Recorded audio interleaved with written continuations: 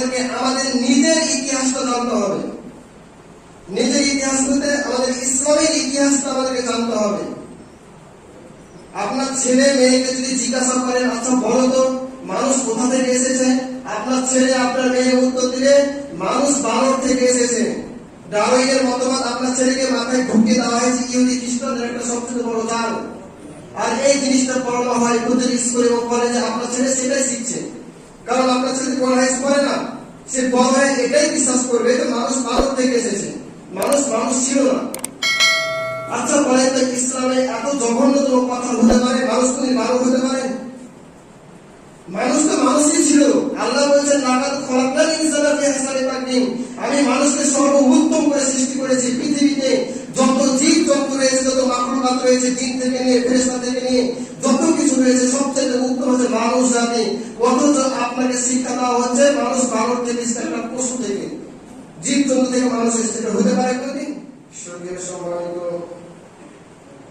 আজকে জুমার মুসল্লিবৃন্দ, প্রশংসা গুণগান সেই মহান আল্লাহ পাক রব্বুল আলামিনের, যিনার অশেষ রহমতে আজকে আমরা এই পবিত্র জুমার দিনে একত্রিত হতে পেরেছি। এই জন্য আমরা সকলেই তিনার প্রশংসা করে বলি আলহামদুলিল্লাহ।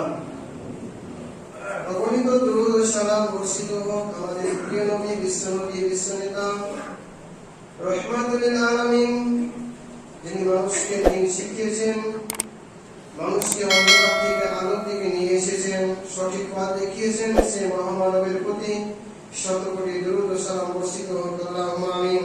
আল্লাহুম্মা সাল্লি আলাইহি, আল্লাহুম্মা বারিক আলাইহি। সম্মানিত উপস্থিতি, আমি আপনাদের সামনে যে বিষয়টি নিয়ে আলোচনা করব সেটি হচ্ছে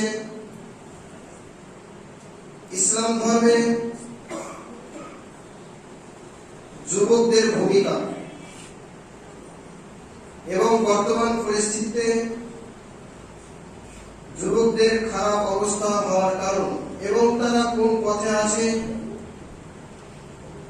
এবং কোন পথে গেলে পারে যুবকদের পরিত্রাণ পাওয়া যাবে এবং তারা পরকালে সফল লাভ করতে পারবে। আমাদেরকে প্রথমে ইসলামের মূল ভিত নিয়ে আলোচনা করতে হবে। আমরা এখানে যতজন মানুষ এসেছি, আমরা সকলেই জানি যে নামাজ আদায় করতে হবে, হজ করতে হবে, রমজান মাসে সিয়াম পালন করতে হবে, দোয়া জিকির আজকার করতে হবে, আমাদেরকে কোরআনুল কারীম তেলাওয়াত করতে হবে। এই কথাটা প্রায় সমস্ত মানুষই জানে। তো আগে মানুষকে সঠিক জিনিসটা জানাতে হবে। নামাজ কখন মানুষের উপর ফরজ হয়? একজন অমুসলিমের উপর কিন্তু নামাজ ফরজ নয়। আগে তাকে ঈমান আনতে হবে, আল্লাহকে বিশ্বাস করতে হবে, তাওহীদের প্রতি ঈমান আনতে হবে, তারপরে সে ব্যক্তির প্রতি সালাত ফরজ। সেরকম ভাবে যদি আমরা আগে নিজের আকীদা, নিজের বিশ্বাস, ঈমান মজবুত করতে না পারি, তাহলে সে নামাজ আদায় করে কোনো উপকার হবে না। আমরা ইসলাম ধর্মের মধ্যে শান্তি খুঁজতে চাই, পরকালে পরিত্রাণ পেতে চাই। আমরা যতজন এখানে নামাজ পড়তে এসেছি, ছোট থেকে নিয়ে বড় পর্যন্ত সকলেই আমরা চাই যে পরকালে আমরা জান্নাত যাব। তার জন্য আজকে আমরা এই নামাজ আদায় করতে এসেছি জুমার। কিন্তু এই মানুষগুলি যারা আমরা নামাজ আদায় করতে এসেছি, আমরা অনেক সময় আলোচনা করে থাকি যে ইসলাম ধর্মের খারাপ অবস্থা, ইসলামের উপর অত্যাচার, অন্যায়, অবিচার কেন হয়? মুসলমানদের ছেলেরা কেন আজকে ইসলাম থেকে অনেক দূরে? তারা কেন কোরআন ও হাদিস শিক্ষা অর্জন করে না? যে লোকটি এই কথা বলছে সেই লোকটির ছেলেটাই কোরআন হাদিস পড়ে না। তিনার ছেলেকে কোরআন হাদিস থেকে অনেক দূরে সরিয়ে রেখেছে, অথচ সেই ব্যক্তি বলে যে আজকে আমরা ইসলামকে কেন জানতে পারছি না। দেখেন, একজন ছেলে ছোট জন্ম থেকে নিয়ে মৃত্যু পর্যন্ত সে কিভাবে বড় হবে, সে কিভাবে ইনকাম করবে, কিভাবে শিক্ষা অর্জন করবে, এই চিন্তার প্রতি মানুষের থাকে। কিন্তু একজন পিতার চিন্তা আমার মনে হয় যে এরকম থাকে না যে আমার ছেলেটা পৃথিবীতে থাকবে এবং বড় হবে, সে কি এমন কাজ করবে পৃথিবীতে যে তার ভূমিকাটা, তার গুরুত্বটা কেমন হবে, সে সমাজের জন্য, ইসলামের জন্য কেমন কাজ করতে পারবে এবং কি করবে, এরকম চিন্তা কিন্তু নেই। চিন্তা আছে আমাদের অন্যরকম, বড় হবে, পড়াশোনা করবে, ইঞ্জিনিয়ার হবে, ডাক্তার হবে, বাস এখান থেকে শেষ। যদি আপনার ছেলেকে ইউনিভার্সিটিতে কলেজে পড়ান, তা আপনার ছেলে মাস্টার হবে, ইঞ্জিনিয়ার হবে, ডাক্তার হবে, কিন্তু মুলবি হতে পারবে না, আলেম হতে পারবে না। কিন্তু আপনার ছেলেকে যদি আলেম করেন, সে ইঞ্জিনিয়ারও হতে পারবে। আপনার ছেলেকে যদি আপনি আলেম করেন, আপনার ছেলে ডাক্তারও হতে পারে, হবে, এরকম প্রমাণ অনেক আছে। আর একটি কথা আমি আপনাকে বলে রাখি, আপনার ছেলেকে আলেম করতে হবে না, মৌলভী সাহেব করার প্রয়োজন নেই, কিন্তু আপনাকে মনে রাখতে হবে আপনার ছেলে যেন আপনার জানাজাটা পড়তে পারে, আপনার ছেলে যেন কোরআনটা পড়তে পারে, কোরআন হাদিসের জ্ঞান রাখে, এতটুকু চেষ্টা আমাদেরকে করতে হবে। এবার আমি আপনাদেরকে মূল বিষয়টি আলোচনা করব, যুবক। দেখেন, আজকে যে আমরা ইসলামটা পেয়েছি এবং আমরা প্রকাশ্যভাবে সালাত আদায় করছি, কোন বাধা নেই, এরকম আরাম করে ফ্যানের তলে মসজিদে এসে আমরা সালাত আদায় করছি, কিন্তু ইসলামের প্রাথমিক যুগে কিন্তু এরকম ছিল না। তাহলে আজকে আমরা এরকম কিভাবে পেলাম? মুহাম্মদ সাল্লাল্লাহু আলাইহি ওয়াসাল্লাম যখন ইসলাম প্রচার করছিলেন, তাওহীদের বাণী মানুষের কাছে পৌঁছাচ্ছিলেন, তখন মুহাম্মদ সাল্লাল্লাহু আলাইহি ওয়াসাল্লামের সঙ্গে যারা সাথ দিয়েছিলেন, যারা সহযোগিতা করেছিলেন, যারা ঈমান এনেছিল, তারা সকলেই যুবক ছিল। হযরত আবু বকর রাদিয়াল্লাহু তাআলা আনহু, হযরত উমর রাদিয়াল্লাহু তাআলা আনহু, এরা সকলেই যুবক ছিলেন। এক কথায় আপনি ইসলামের ইতিহাসটা পড়তে চান, দেখবেন বেশিরভাগ যুবকদের ভূমিকা অনেক, এবং তাদের চেষ্টা প্রচেষ্টায় অনেক উপকার হয়েছে ইসলামের। এখানে একটি কথা আমি আপনাকে বলি, মুসলমান আমরা সকলে, নামাজ বিষয়ে আমরা সকলে জানি, কিভাবে নামাজ আদায় করতে হয়, নামাজের পর কিভাবে দোয়া করতে হয় সেটাও আমরা জানি, ভালোভাবে জানি। রমজান মাসে সিয়াম পালন করতে হবে, এই বিষয়টি আমরা জানি। কিন্তু একটা জিনিস লক্ষ্য করেছেন যে আমরা যে মুসলমান, কোথা থেকে আমরা এলাম, এই ইতিহাসটা আমরা কোনদিন জেনেছি? মুহাম্মদ সাল্লাল্লাহু আলাইহি ওয়াসাল্লাম কিভাবে ইসলাম প্রচার করেছেন, তার পূর্বে, তিনার পূর্বে যত নবী রাসূলগণ এসেছিলেন, তিনাদের অবস্থাটা কেমন ছিল, এমনকি আদম আলাইহিস সালাম থেকে নিয়ে মুহাম্মদ সাল্লাল্লাহু আলাইহি ওয়াসাল্লাম পর্যন্ত এই সময়টিতে ইসলামের অবস্থাটা কেমন ছিল। তারপরে যদি কথা যে পৃথিবীতে মানুষ আসার আগে পৃথিবীতে কি ছিল, জিন কিভাবে সৃষ্টি হলো, আল্লাহ তাআলা এই পৃথিবীতে মানুষকে কেন সৃষ্টি করেছেন, এবং তারা পৃথিবীতে এলো কিভাবে, এত বিস্তার লাভ করলো কিভাবে, এটা কিন্তু আমাদেরকে জানতে হবে। না জানলে কিন্তু আপনার ইসলামের মধ্যে আশা আকাঙ্ক্ষা থাকবে না, ইসলামের প্রতি মহব্বত ভালোবাসা আপনার থাকবে না। তার জন্য আমাদেরকে আমাদের নিজের ইতিহাসটা জানতে হবে, নিজের ইতিহাস বলতে আমাদের ইসলামের ইতিহাসটা আমাদেরকে জানতে হবে। আপনার ছেলে মেয়েকে যদি জিজ্ঞাসা করেন, আচ্ছা বলো তো মানুষ কোথা থেকে এসেছে, আপনার ছেলে আপনার মেয়ে উত্তর দিলে মানুষ বানর থেকে এসেছে। ডারউইনের মতবাদ আপনার ছেলেকে মাথায় ঢুকিয়ে দেওয়া হয়েছে, ইহুদি খ্রিস্টানদের একটা সবচেয়ে বড় জাল। আর এই জিনিসটা পড়ানো হয় প্রতিটি স্কুল এবং কলেজে, আপনার ছেলে সেটাই শিখছে। কারণ আপনার ছেলে কোরআন হাদিস পড়ে না, সে বড় হয়ে এটাই বিশ্বাস করবে যে মানুষ বানর থেকে এসেছে, মানুষ ছিল না। আচ্ছা বলেন তো, ইসলামে এত জঘন্যতম কথা হতে পারে? মানুষ কোন বানর হতে পারে? মানুষ তো মানুষই ছিল। আল্লাহ বলেছেন, লাকাদ খলাকনাল ইনসানা ফি আহসানি তাকওয়িম, আমি মানুষকে সর্বোত্তম করে সৃষ্টি করেছি। পৃথিবীতে যত জীব জন্তু রয়েছে, যত মাখলুকাত রয়েছে, জিন থেকে নিয়ে ফেরেশতা থেকে নিয়ে যত কিছু রয়েছে, সবচেয়ে উত্তম হচ্ছে মানুষ জাতি। অথচ আপনাকে শিক্ষা দেওয়া হচ্ছে মানুষ বানর থেকে, একটা পশু থেকে, জীব জন্তু থেকে মানুষ এসেছে। এটা হতে পারে কোনদিন? এই শিক্ষাটা আপনার ছেলেকে, আপনার মেয়েকে দেওয়া হয়। এই জন্য বলছি আগে আমাদের ইতিহাসটা জানতে হবে, তাই আমাদের আলোচনা বেশি এটাই আলোচনা করতে হবে যে আমরা মুসলমান কিভাবে ইসলামটাকে পেলাম, আমাদের ইতিহাসটা কি এটা জানতে হবে।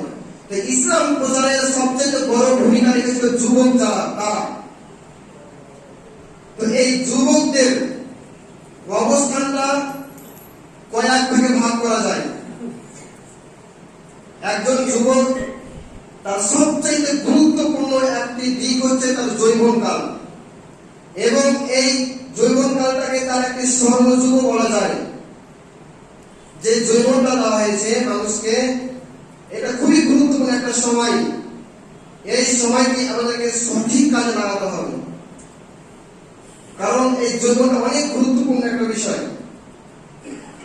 একজন যুবক পৃথিবীতে ভালো থাকা খুবই চ্যালেঞ্জিং বিষয়, কিন্তু সম্ভব। একজন যুবক দেখবেন ভালো হতে পারে না, কিন্তু খারাপ কাজ তাড়াতাড়ি করে, এবং খারাপ হওয়াটি খুবই সহজ। কিন্তু খারাপ হওয়ার আগে আমাদেরকে ভালো হতে হবে। বর্তমান বিশ্বে যদি আমরা দৃষ্টিপাত করি, যুবকদের অবস্থা খুবই খারাপ। তাদের ভবিষ্যৎ, তাদের ক্যারিয়ার, তাদের গঠন, তাদের চিন্তা, তাদের ভাবনা, তাদের পরকালের ভাবনা, ভবিষ্যতের ভাবনা সম্পর্কে তারা উদাসীন। তারা জানে না আমরা ভবিষ্যতে কি হব, পৃথিবীতে কেন এসেছি, এই জ্ঞানটা কিন্তু যুবকদের থাকে না। এবং এই যৌবন অবস্থায় কিন্তু এই জ্ঞানটা তাদের মধ্যে থাকে না। এই জ্ঞান, এই শিক্ষা তাদেরকে কিন্তু দেওয়া হয় না। কারণ আপনার ছেলেকে যেখানে পড়াশোনা করান, সেখানে কিন্তু যে ইসলামের যে মেন আলোচনা যেটা, সেটা কিন্তু দেওয়া হয় না। পৃথিবীর যে আলোচনা, পৃথিবীতে কিভাবে থাকবে, এই আলোচনায় এই জ্ঞান কিন্তু তাদেরকে দেওয়া হয়, কিন্তু পরকালের জ্ঞান এটা দেওয়া হয়। এটাই হচ্ছে সত্য কথা। আপনার ছেলেকে আপনি যত শিক্ষা অর্জন করেন, আপনার ছেলের মধ্যে পরকালের কোন চিন্তা আসবেই না, যতক্ষণ পর্যন্ত এর নিয়ে আলোচনা করা হয়েছে জ্ঞান যতক্ষণ পর্যন্ত না দিবেন। তো যৌবন অবস্থায় যাদের কোন জ্ঞান থাকে না, তারা অনেক ভুল কাজ, অনেক খারাপ কাজ করে। আর এই সময়টাতে এমন অবস্থা হয়, প্রচুর পাতার উপরে যখন পানি থাকে টলমল টলমল করে, যে কোনো সময় পড়ে যেতে পারে।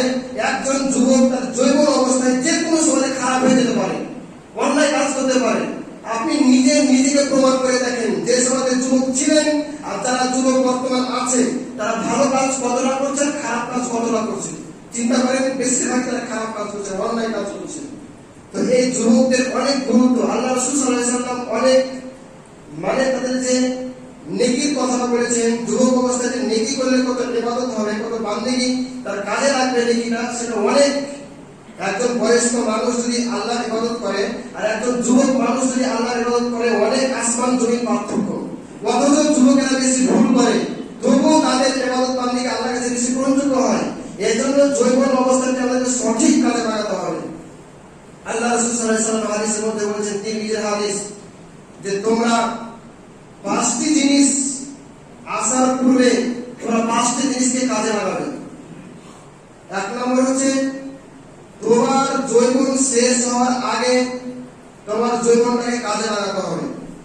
এখানে আল্লাহ রাসূল সাল্লাল্লাহু আলাইহি ওয়াসাল্লাম 5টি জিনিসের কথা বলেছেন। তার মধ্যে 1 নম্বর বলেছেন, তোমার যৌবনকে কাজে লাগাতে হবে বার্ধক্য আসার আগে। যারা বয়স হয়ে গেছে তারা পস্তায় যে আমরা যুবক অবস্থায় বেশি ইবাদত বান্দেগী করতে পারিনি, ভালো কাজ করতে পারিনি। কিন্তু যারা যৌবন কাল আছে, যুবক বয়স যারা আছে, তারা কিন্তু এই কথা ভাবে না যে আমাকে একদিন বয়স্ক হতে হবে, আমাকে একদিন বৃদ্ধা হতে হবে। অতএব এই বৃদ্ধা আসার আগে যৌবন কাজটি আমাদেরকে ভালো কাজে লাগাতে হবে। দ্বিতীয় নম্বর হচ্ছে সুস্থতা। আমরা যে সুস্থ অবস্থায় আছি, এই সুস্থতাকে কাজে লাগাতে হবে অসুস্থ আসার আগে। আপনি ভালো আছেন, কোন অসুখ প্রসুখ আপনার মধ্যে নাই, যে অবস্থা আছেন এটাই অনেক ভালো। কিন্তু এর থেকে খারাপ অবস্থা হলে আপনি যখন ভাববেন যা ছিলাম ওটাই আমার জন্য ভালো ছিল। আপনি এখন দাঁড়িয়ে নামাজ পড়তে পারছেন, রুকু সিজদা করতে পারছেন। যদি আপনার এখানে আল্লাহ অসুখ দিয়ে দেয়, আপনি দাঁড়িয়ে নামাজ পড়তে পারবেন না, তখন আপনাকে বসে পড়তে হবে, হবে কিনা? তাহলে একজন ব্যক্তি দাঁড়িয়ে নামাজ পড়ে, সঠিকভাবে নামাজ পড়ে, একজন ব্যক্তি বসে নামাজ পড়ে, তার আচ্ছা বলেন তো দুজনের নেকি কি একরকম হবে?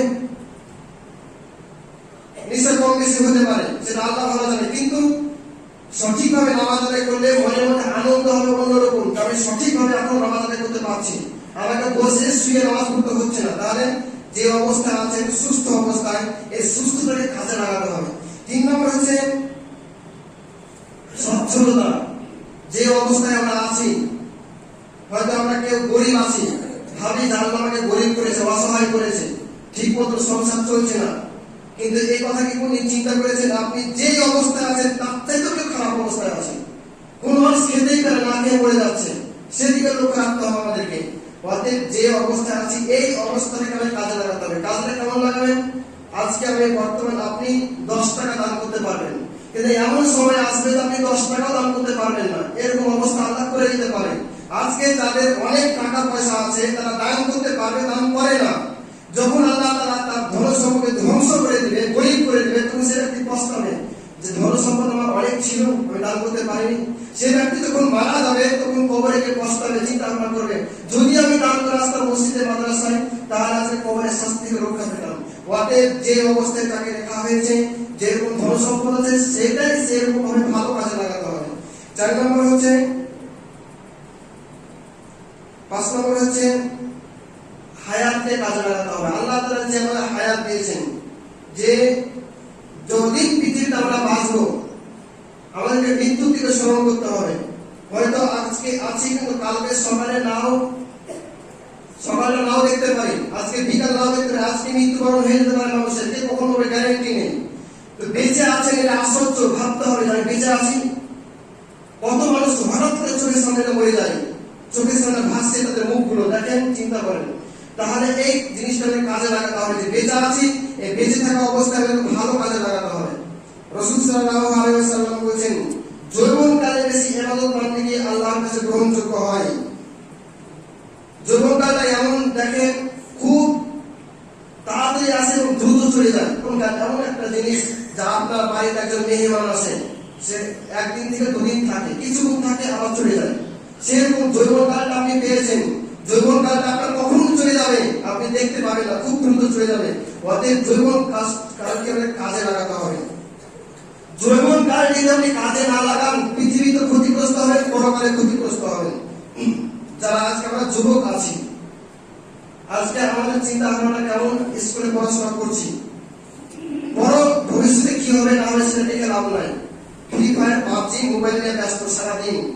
আপনার ছেলে আপনার মেয়ে 20 বছর, 18 বছর, 19 বছর বয়স, মোবাইল নিয়ে গেম খেলে, মোবাইল নিয়ে তারা ফেসবুক চালায়, ইউটিউব চালায়, অনেক ধরনের তারা ইন্টারনেট ব্যবহার করে, মোবাইল নিয়ে ব্যস্ত থাকে। পড়াশোনার দিকে তাদের ধ্যান ধারণা নাই। পরকালে তারা কি হবে, ভবিষ্যতের কি চিন্তা, দুনিয়াবী ক্ষেত্রে সেই চিন্তাও তাদের মধ্যে নাই। তার ভবিষ্যৎ অন্ধকার। বর্তমান পরিস্থিতির ছেলেদের, খাস করে ছেলেদের, মেয়েদের, যুবকদের ভবিষ্যৎ খুবই অন্ধকার। তাদের খাস করে মোবাইল আছে।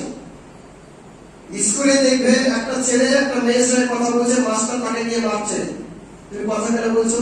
ভুল প্রথমে আমাদের মোবাইল কেন দিলাম কিনে? ভুল তো করবে, খারাপ কাজ তো করবে। এই জন্য আগে সরকার কি করলো না করে সেটা দেখা লাভ নাই। আগে আমাদের পথ ক্লিয়ার করতে হবে। জান্নাত আমি যাবো, কবরে আমি একাই যাবো, সরকার আমার সঙ্গে জান্নাত যাবে না, কবরে যাবে না। অতএব পৃথিবীতে কষ্ট করে হলেও আমাদেরকে বেঁচে থাকতে হবে সঠিকভাবে। আল্লাহ নবী সাল্লাল্লাহু আলাইহি ওয়াসাল্লাম যেভাবে ইসলাম প্রচার করেছিলেন, সে সময় সাহাবারা এত দুঃখ, এত জ্বালা যন্ত্রণা সহ্য করেছিলেন, তাদেরকে হত্যা করে দেওয়া হয়েছিল। আজকে যদি নিজের জানও চলে যায় তবু অন্যায় কাজ করতে হবে না। নিজের ছেলে হতে পারে, নিজের মেয়ে হতে পারে, নিজেও হতে পারে। অতএব যারা চান নিজের ছেলের ভবিষ্যৎ সঠিক করবো, তাদেরকে মোবাইল থেকে দূরে সরে রাখবেন। এটা হচ্ছে একটা ইহুদি এবং খ্রিস্টানদের বড় চাল, ছেলে মেয়েদেরকে শিক্ষা থেকে পিছিয়ে রাখা, খাস করে মুসলিম জাতিকে। দ্বিতীয় কথা হচ্ছে যে দুনিয়াতে সে ব্যক্তি ক্ষতিগ্রস্ত হবে, কিন্তু পরকালে সে ব্যক্তি ক্ষতিগ্রস্ত হবে। আল্লাহ রাসূল সাল্লাল্লাহু আলাইহি ওয়াসাল্লাম বলেছেন, মানুষকে 5টি প্রশ্ন করা হয় কিয়ামতের দিন। যতক্ষণ পর্যন্ত 5টি প্রশ্নের উত্তর না দিতে পারবে ততক্ষণ পর্যন্ত সেই ব্যক্তি, সেই মানুষ আল্লাহর কাছ থেকে তার পা সরাতে পারবে না। 1 নম্বর প্রশ্ন করা হবে যে তার জীবন কোথায় অতিবাহিত করেছে। আল্লাহ তাকে জীবন দান করেছে, তাকে হায়াত দান করেছে, সে জীবনটি কোথায় ব্যয় করেছে। আপনি ভালো পথে ব্যয় করেছেন না খারাপ পথে ব্যয় করেছেন। 2 নম্বর প্রশ্ন করা হবে তার যৌবনকাল কোথায় অতিবাহিত করেছে, তাকে যে যৌবন দান করা হয়েছে এই যৌবনটা কোথায় অতিবাহিত করেছে, খারাপ পথে অতিবাহিত করেছে না ভালো পথে অতিবাহিত করেছে। এটি কিন্তু আল্লাহ কিয়ামতের দিন প্রশ্ন করবেন। 3 নম্বর প্রশ্ন করবেন তার সম্পদ কোথায় ব্যয় করেছে। আল্লাহ তাআলা আপনাকে অনেক ধন সম্পদ দিয়েছে, আপনি কোথায় ব্যয় করেছেন, ভালো কাজে না খারাপ কাজে ব্যয় করেছেন। তারপরে প্রশ্ন করা হবে তার সম্পদ কোথা থেকে ব্যয় করেছে। হালাল পথে ইনকাম করেছে না খারাপ পথে ইনকাম করেছে, এই প্রশ্নগুলি আল্লাহ তাআলা কিয়ামতের দিন প্রশ্ন করবেন প্রতিটি মানুষকে। যদি উত্তর না দিতে পারে তাহলে অবস্থা খারাপ হয়ে যাবে। চিন্তা ভাবনা করবেন, হাদিসগুলি পড়বেন, চিন্তা ভাবনা করবেন। হয়তো আমি আপনাদের সঙ্গে ভালোভাবে বলতে পারছি না। কিয়ামতের দিন খুব ভয়ানক কঠিন দিন হবে, এটা আমরা সকলেই জানি। খুবই কঠিন দিন কিয়ামতের দিন। এই কিয়ামতের দিন আরশের ছায়া হয়তো কোনো ছায়া থাকবে না, কিন্তু এক শ্রেণীর লোককে আরশের ছায়া দেওয়া হবে, ওই ব্যক্তিকে যে ব্যক্তি তার যৌবনকালকে আল্লাহর ইবাদত বান্দেগিতে কাটিয়েছে। ইবাদত বান্দেগিতে কাটিয়েছে। এবার এখানে একটা প্রশ্ন, ইবাদত বান্দেগি কাকে বলে? যৌবনকাল মানুষ সে সময়তে পড়াশোনা করে, কাজ কামে ব্যস্ত থাকে। আর এখানে আল্লাহ রাসূল সাল্লাল্লাহু আলাইহি ওয়াসাল্লাম বলেন ইবাদত বান্দেগিতে। এখানে ইবাদত বান্দেগি বলতে বোঝানো হচ্ছে যে একজন যুবক তার প্রতিটি কাজ শরীয়ত সম্মত হতে হবে। নামাজের সময় নামাজ পড়ে নেবে, ইনকাম করার সময় ইনকাম করবে, রোজা করার সময় রোজা রাখবে, ভালো কথা বলবে, ভালো উপদেশ দিয়ে ভালো করবে, ভালো খাবে। এক কথায় তার জন্ম থেকে নিয়ে মৃত্যু পর্যন্ত যাবতীয় তার সমস্ত কাজ ইসলাম অনুযায়ী হবে। এটাই বলছে আল্লাহর ইবাদত। এরকম ভাবে তার জন্মকালটি আল্লাহর কাছে অতিবাহিত করতে হবে, তার সে ব্যক্তি কিয়ামতের দিন পরিত্রাণ পাবে। তারপরে যাদেরকে যৌবন দান করা হয়েছে, এই যৌবন কালটি কিন্তু আল্লাহর একটা নিয়ামত। এই যৌবন কাল যদি আমরা সঠিক পথের কাজে না লাগাই তাহলে কিন্তু আমরা পরকালে ক্ষতিগ্রস্ত হব। তারপরে যদি কথা, যারা আজকে আমরা যুবক রয়েছি, যুবক অবস্থায় তারা কিন্তু আজকে খারাপ পথে বেশি, অন্যায় কাজ বেশি করে, খারাপ কাজ বেশি করে। কেন করে? এক নম্বর পয়েন্ট, নিজের পিতা মাতার সবথেকে বড় দোষ। একটা ছেলে একটা মেয়ের জীবন ধ্বংস করার জন্য, জীবনকে ধ্বংস করার জন্য পরকাল এবং ইহকাল একটা পিতা মাতা সবচেয়ে বড় দায়ী। আপনি কেমন পিতা যে আপনার ছেলেকে আপনি শাসন করতে পারলেন না, আপনার মেয়েকে আপনি শাসন করতে পারলেন না, আপনার ছেলেকে আপনি বড় করতে মানুষ করতে পারলেন না, ইসলামের পথে প্রচার প্রসার করাতে পারলেন না। এটা হচ্ছে সবচেয়ে একটা পিতা এবং মাতার সবচেয়ে বড় দুর্ভাগ্য, এবং এর জন্য আল্লাহর কাছে হিসাব দিতে হবে। একটা ছেলেকে সুসন্তান তৈরি করার জন্য প্রথমে নিজের পিতা মাতাকে শিক্ষা দিতে হবে নামাজ বিষয়ে। আল্লাহ রাসূল সাল্লাল্লাহু আলাইহি ওয়াসাল্লাম বলেছেন হাদিসের মধ্যে, মুরু আওলাদাকুম বিস-সালাত, যখন তোমার সন্তানকে তোমরা সালাতের জন্য আদেশ করো, যখন 7 বছর বয়স হবে। আচ্ছা, আমাদের এখানে যতগুলি সন্তান রয়েছে সকলের বয়স 7 বছর, 8 বছর, 10 বছর, অথচ নামাজ পড়তে আসেনি, আপনিও তাদেরকে নামাজ পড়ার জন্য বলেননি। তাহলে এটা সবচেয়ে বড় ভুল আপনি করলেন। আপনার ছেলেকে সঠিক পথে আসার জন্য আপনার ছেলেকে আপনি সবচেয়ে বড় বাধা দিলেন, তাকে আপনি নামাজের জন্য ডাকলেন না। আপনার ছেলে পরবর্তী চোর হবে, ডাকাত হবে, অন্য অনেক কিছু হবে, কিন্তু সঠিক সন্তান আপনি করতে পারবেন না। প্রথম নম্বর। দ্বিতীয় নম্বর হচ্ছে মদ এবং জুয়া। সমাজের মধ্যে মদ জুয়া মানুষের জীবনকে ধ্বংস করে দেয়। মদের মধ্যে বেশি যুবক যুবতীরা বেশি এর মধ্যে রয়েছে। মদ এবং জুয়া, ভাগ্য নির্ধারণ, এইসব বিষয়গুলি হচ্ছে, এবং লটারি, এগুলো হচ্ছে শয়তানের কাজ। আপনার ছেলে যদি শয়তানের কাজ করে তাহলে সঠিক পথ খুঁজে পাবে না। আল্লাহ রাসূল সাল্লাল্লাহু আলাইহি ওয়াসাল্লাম বলেছেন মদ হচ্ছে হারাম জিনিস। আপনার ছেলে যদি সারাদিন মদ খায়, লটারি কাটে, জুয়া খেলে, অন্যায় কাজ করে, তাহলে আপনার ছেলে সমাজের মধ্যে ভালো হতে পারবে না। আপনার ছেলে 20 বছর বয়স, 30 বছর বয়স হয়ে গেছে, আপনি তাকে আর সঠিক করতেও পারবেন না, কারণ আপনার ক্ষমতা শেষ। আপনার ছেলের পাওয়ার চলে এখন, আপনাকে কথা ছাড়া করবে আপনার ছেলে, মুখের উপর মুখে কথা বলবে আপনার ছেলে, প্রয়োজন হলে আপনার ছেলে আপনাকে মারবে, এরকম প্রমাণ অনেক আছে। রাসূল সাল্লাল্লাহু আলাইহি ওয়াসাল্লাম বলেছেন তারপরে সালাসাতুন লা ইয়াদখুলুল জান্নাতা আবাদা, 3 শ্রেণীর লোক জান্নাতে প্রবেশ করবে না। তার মধ্যে এক শ্রেণীর মানুষ মুদমিনুল খামর, যারা নেশা দ্রব্য পান করে। যারা নেশা দ্রব্য পান করছে তারা জান্নাতে যাবে না। দ্বিতীয় কথা, যারা মদ, জুয়া, বিড়ি, সিগারেট, যত রকম অবৈধ জিনিস পান করে এবং 5 ওয়াক্ত সালাত আদায় করে, তাদের সালাত কবুল হবে না। 40 দিন সালাত কবুল হবে না, এটা প্রত্যেকটা মানুষ জানে, একটা ছোট ছেলেও জানে। অথচ বিড়ি সিগারেট আমরা ছাড়তে পারছি না। আপনার দেখা দেখি আপনার ছেলেও বিড়ি খাবে, আপনি কিছু করতে পারবেন না। আপনার পকেট থেকে চুরি করে আপনার ছেলে বিড়ি খাবে, কারণ আপনার ছেলে যখন ছোট থাকে তখন আপনার দিকে তাকিয়ে থাকে যে আমার পিতা কি খাচ্ছে, এটা ওটাই একটা অভ্যাসে পরিণত হবে, বড় হয়ে আপনার ছেলে তাই খাবে। আপনি যখন তাকে নিষেধ করতে যাবেন, ঘুরে আপনাকে প্রশ্ন করবে তুমি কেন খেয়েছিলে, এটা আপনাকে প্রশ্ন করবে, আপনি কিছু করতে পারবেন না। তারপর হচ্ছে গান বাজনা। গান বাজনা কি হয় মানুষ শুনছে দেখেন। আমাদেরকে সরকার পথভ্রষ্ট করছে, নিজের পিতামাতা পথভ্রষ্ট করছে। বাস করি ভারতবর্ষে, ঠিক আছে, ভারতবর্ষে বাস করি বলে কি আমাদের সরকারের সমস্ত নিয়ম মেনে নিতে হবে? ইসলাম ধর্মের এত পাওয়ার কমে গেছে, এটা হয় কিভাবে? ইসলাম ধর্মের মুসলমানের পাওয়ার হবে সবচেয়ে বেশি, যান চলে যাক থাক। মুসলমানের বিরোধিতা করে।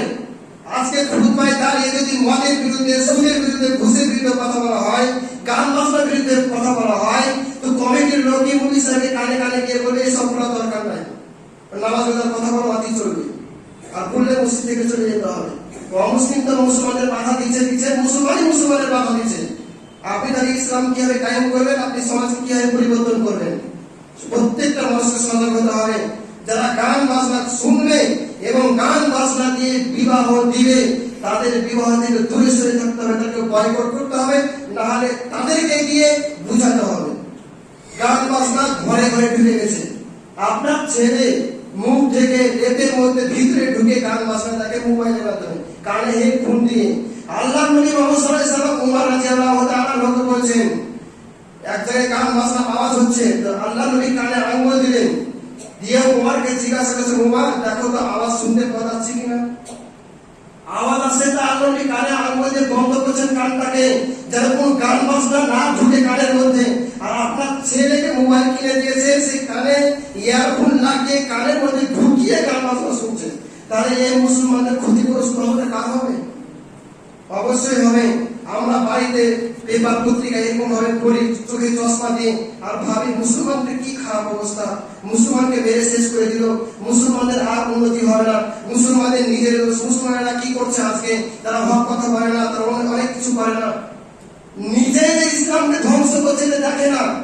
ওই দাপ্ত করে বসে বসে পেপার করছে, আর ওনার ছেলেটা রাস্তা রাস্তা দৌড়িয়ে বেড়াচ্ছে, স্কুলে গিয়ে প্রেম করছে, মোবাইলে খারাপ জিনিস দেখছে, অনলাইন কাজ দেখছে, আর সে ব্যক্তি বলছে যে ইসলামের মধ্যে এত অশান্তি কেন? ভেবে দেখেছেন? আজকে আমরা ইসলামকে ধ্বংস করে ইসলাম প্রতিষ্ঠা করতে চাই, ইসলামকে নিজের ইচ্ছা মতো মানতে চাই, যার যেটা ইচ্ছা সুবিধা মতো আমরা মানতে চাই। মসজিদ থেকে নিয়ে, মাদ্রাসা থেকে নিয়ে, ইসলামে যতগুলি সংস্থা রয়েছে সবগুলি নিজের মতন পরিচালনা করছে। কেউ আমরা এক হতে পারিনি। এবং মুসলমান যারা আমরা রয়েছে, নিজেকে মুসলমান দাবি করি, আগে নিজের ঈমান, নিজের বিশ্বাস, নিজের আকীদা, নিজের কর্ম, নিজের ব্যবসা বাণিজ্য, নিজের পরিবার, নিজের ছেলে মেয়ে, নিজের রাস্তাঘাট আগে পরিষ্কার করতে হবে আমাদেরকে, তারপর কোন দিকে তাকাতে হবে। আপনি অমুসলিমদের দিকে কথা ছেড়ে দেন, আজকে থেকে অমুসলিমদের কথা আপনাকে ভাবতে হবে না।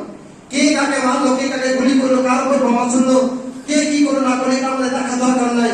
আগে আমাদেরকে দেখতে হবে যে আমরা কত নিজেকে ইসলামকে মানতে পেরেছি, এবং আল্লাহ নবী যেভাবে ইসলাম প্রচার করেছে সেভাবে আমরা কতটা ইসলামকে প্রচার করতে পেরেছি, এবং নিজের পরিবারের মধ্যে ইসলামকে কতটা আলো করতে পেরেছি। আজকে যুবকদের সবচেয়ে খারাপ অবস্থা হওয়ার কারণ নিজের পরিবার, নিজের পিতা মাতা, সব এই দেশের সবচেয়ে বড় ক্ষতিগ্রস্ত দিক। ওদের নিজেকে সজাগ হতে হবে। আমাদেরকে মনে রাখতে হবে যে মুসলমান কোনদিন অন্যায় কাজ করতে পারে না, খারাপ কাজ করতে পারে না, তার সর্বাবস্থায় ভালো কাজ করবে। 5 ওয়াক্ত নামাজ পড়ছেন মানে আপনি ভাবিয়েন না যে আমি ইসলামে সবকিছু মেনে নিয়েছি, এটা ভুল ধারণা। আপনাকে শুনে খারাপ লাগতে পারে, কোরআন হাদিসের কথা বললে পরে মনে কষ্ট লাগে। আপনি যদি খারাপকে খারাপ না মনে করবেন, তাহলে আপনি খারাপ থেকে দূরে সরতে পারবেন না।